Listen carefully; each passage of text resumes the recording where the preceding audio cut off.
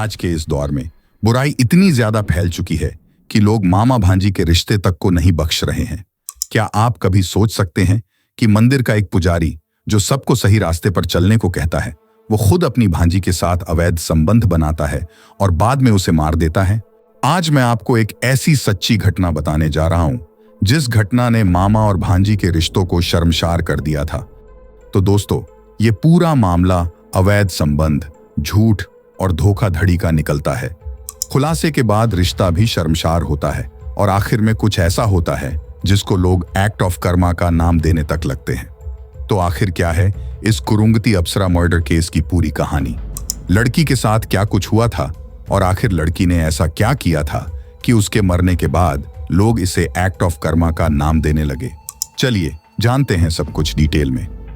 तो दोस्तों, अगर आपने हमारे चैनल को अभी तक सब्सक्राइब नहीं किया है तो अभी क्राइम 017 को सब्सक्राइब करें। इस घटना की शुरुआत होती है 5 जून 2023 को। हैदराबाद के Rajiv Gandhi international airport police station के पुलिस अधिकारी जब अपने अपने काम में बिजी थे, तभी शरीर पर सफेद वस्त्र धारण किए और माथे पर तिलक लगाए एक व्यक्ति थाने के अंदर दाखिल होता है। पुलिस वालों को यह व्यक्ति अपना नाम अय्यागिरी साई कृष्णा बताता है। इसकी उम्र 36 साल थी।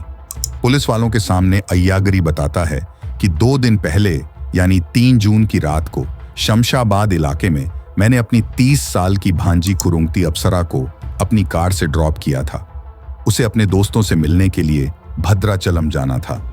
मैं अपनी भांजी को वहां ड्रॉप करके अपने घर चला गया। उसके थोड़ी ही देर बाद जब भांजी के मोबाइल पर फोन करने का प्रयास किया तो उसका मोबाइल स्विच ऑफ आने लगा। यहां तक कि काफी इंतजार के बाद भी उसका मोबाइल स्विच ऑन नहीं हुआ। कई दोस्तों से भी उसके बारे में जानकारी लेने की कोशिश की, मगर उसके दोस्तों ने भी बताया कि अप्सरा के बारे में उनके पास कोई जानकारी नहीं है। पुलिस के सामने अय्यागिरी साई कृष्णा खुद को हैदराबाद के सरूर नगर इलाके के एक मंदिर का पुजारी बताता है। मामला एक लड़की के गायब होने का था, इसलिए पुलिस वाले भी तुरंत हरकत में आ जाते हैं और मामला दर्ज होते ही जांच पड़ताल शुरू की जाती है। पुलिस के सामने अय्यागिरी ने बयान दिया था कि आखिरी बार अप्सरा उसी के साथ कार में बाहर गई थी। इसलिए पुलिस वाले इस बात को कंफर्म करने के लिए अप्सरा की मां से सबसे पहले मिलते हैं और पूछते हैं कि क्या आखिरी बार आपकी बेटी अप्सरा अय्यागिरी के साथ ही बाहर गई थी? अप्सरा की मां पुलिस वालों की बात पर सहमति जताती हैं। जैसा कि पहले अय्यागिरी ने बयान दिया था कि 3 जून की रात को ही उसने अपनी भांजी को शमशाबाद के एक लोकेशन पर ड्रॉप किया था। वहां से अप्सरा को भद्राचलम जाना था, जहां उसके दोस्त उसका इंतजार कर रहे थे। इसलिए पुलिस वाले अप्सरा के पिकअप लोकेशन से लेकर अय्यागिरी द्वारा बताए गए अनुमान्य ड्रॉप लोकेशन को मार्क करते हैं। अब इस बीच मिलने वाले एक सीसीटीवी फुटेज को खंगालने का फैसला किया जाता है। अय्यागिरी द्वारा बताए गए पिकअप और ड्रॉप लोकेशन के बीच की दूरी 21 किलोमीटर के आसपास थी। शुरुआती जांच में ही पुलिस वालों को पता चलता है कि इन 21 किलोमीटर के बीच में सैकड़ों सीसीटीवी लगे हुए हैं। लड़की का पता लगाने के लिए जरूरी था कि पुलिस वाले एक सीसीटीवी फुटेज की बारीकी से जांच करें और पुलिस वाले ऐसा करते भी हैं। जांच की शुरुआत सबसे पहले अप्सरा के घर के पास से मिले सीसीटीवी फुटेज से होती है। घर के पास लगे सीसीटीवी फुटेज की जब जांच की जाती है तो उसमें अप्सरा अपने मामा अय्यागिरी साई कृष्णा के साथ जाती हुई दिखाई देती हैं। इस तरह अय्यागिरी का यह बयान तो सही पाया जाता है कि आखिरी बार अप्सरा उसके साथ घर के बाहर गई थी। अब पुलिस वाले अय्यागिरी द्वारा बताए गए ड्रॉप लोकेशन के आसपास के सीसीटीवी फुटेज को खंगालने का फैसला करते हैं। इस इलाके के आसपास के कई सीसीटीवी फुटेज पुलिस वाले छान मारते हैं, मगर एक भी फुटेज में अय्यागिरी अपनी कार से अप्सरा को ड्रॉप करते हुए नजर नहीं आता है। पुलिस वाले अपनी जांच का दायरा बढ़ाते हुए अय्यागिरी द्वारा बताए गए लोकेशन से और आगे जाकर आसपास के इलाकों में भी जांच पड़ताल करते हैं, मगर कहीं से भी इस बात की पुष्टि नहीं होती है कि अय्यागिरी ने कहीं पर भी अप्सरा को अपनी कार से ड्रॉप किया है।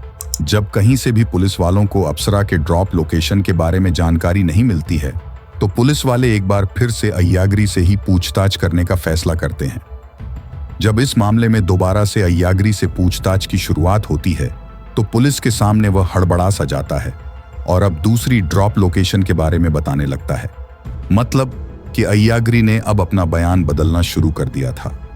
जब अय्यागिरी अपना बयान बदलने लगता है तो पुलिस वालों को इस पर शक होना शुरू हो जाता है और अब अय्यागिरी से ही गहराई से पूछताछ करने का फैसला किया जाता है। जैसे जैसे पुलिस वालों की पूछताछ आगे बढ़ती है, अय्यागिरी पुलिस वालों को नई नई कहानियां सुनाने लगता है और लगातार अपने बयान बदलने लगता है। मगर ऐसा लंबे समय तक नहीं चल पाता है, क्योंकि पुलिस वाले अपना तरीका अपनाना शुरू करते हैं। तो अय्यागिरी सब कुछ सच सच बताना शुरू कर देता है। पुलिस के सामने जब अय्यागिरी मामले की सच्चाई बताता है तो हर कोई शॉक्ड रह जाता है।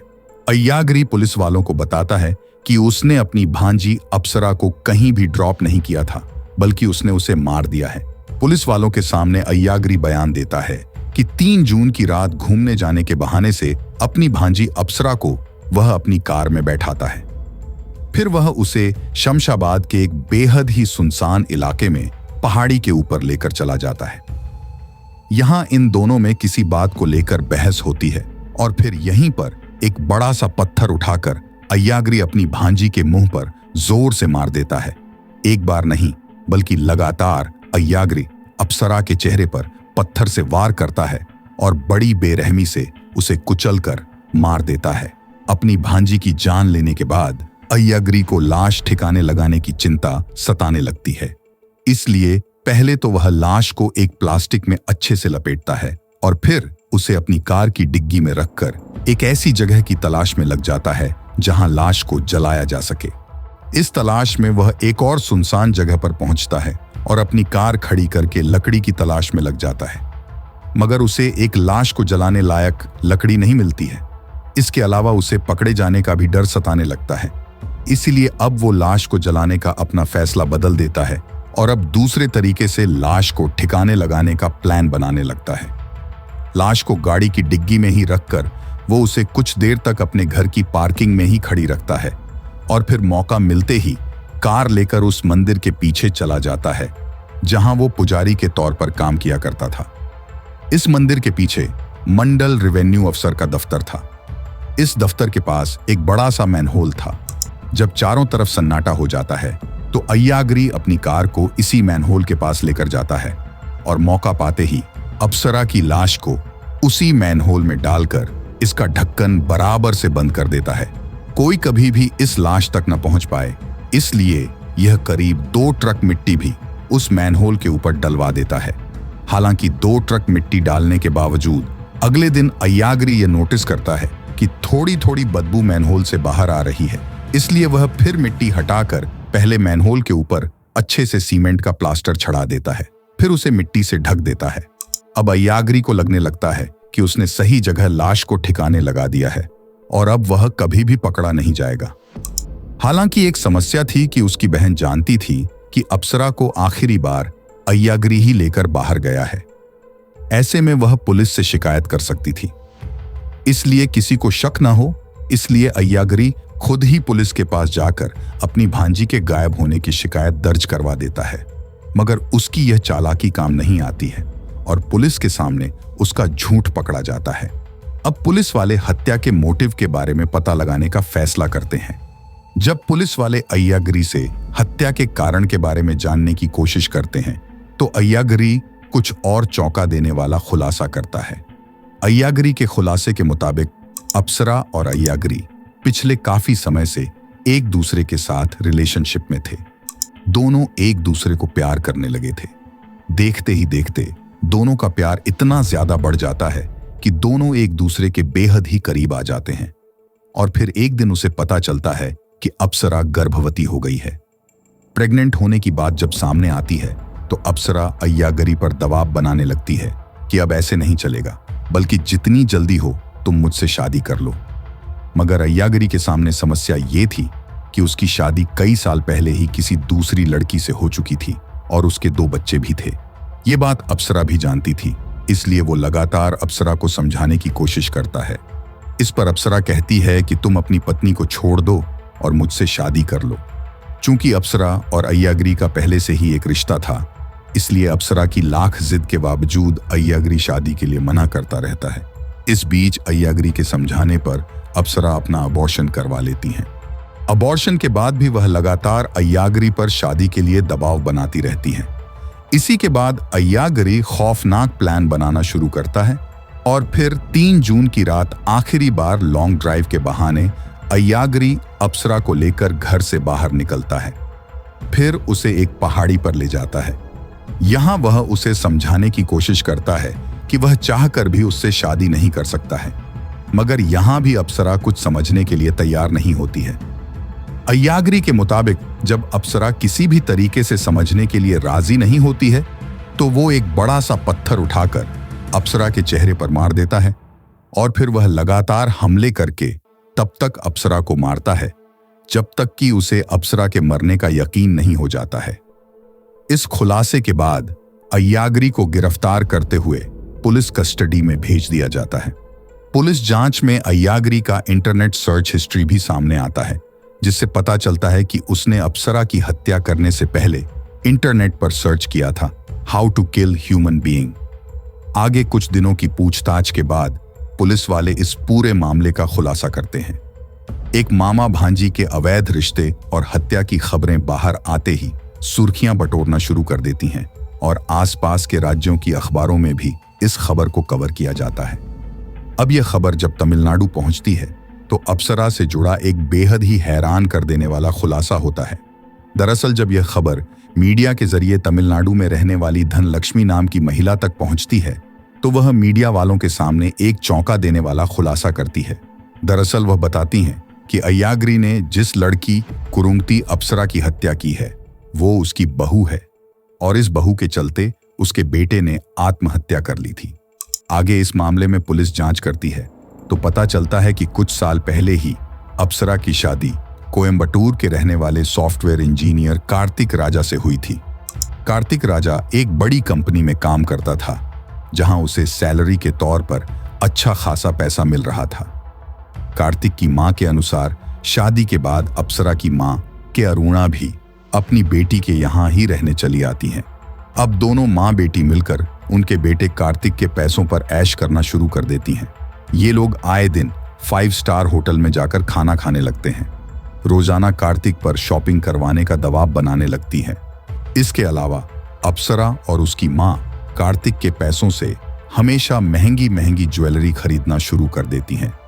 यह बात सच थी कि कार्तिक अच्छा पैसा कमा रहा था, मगर जब कार्तिक की बीवी और सासू मां बेतहाशा पैसा खर्च करने लगती हैं तो कार्तिक की भी आर्थिक स्थिति गड़बड़ा जाती है और वह अपनी सासू मां और बीवी के शौक को पूरा करने के लिए 25 लाख का लोन ले लेता है।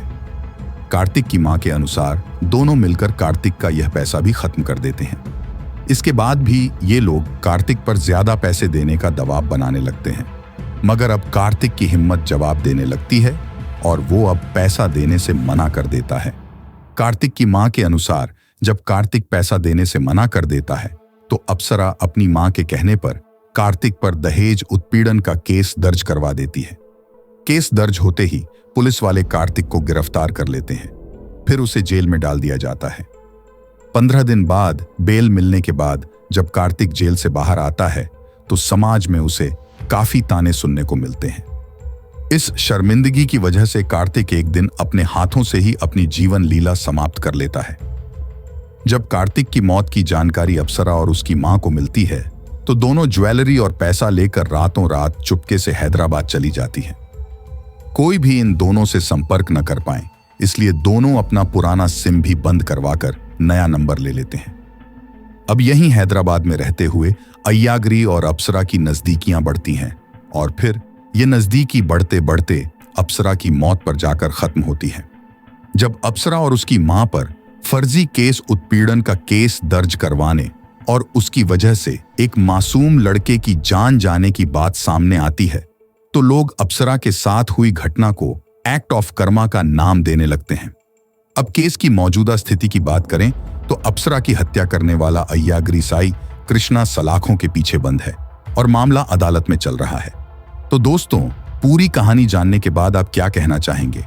कमेंट बॉक्स में जरूर बताइए।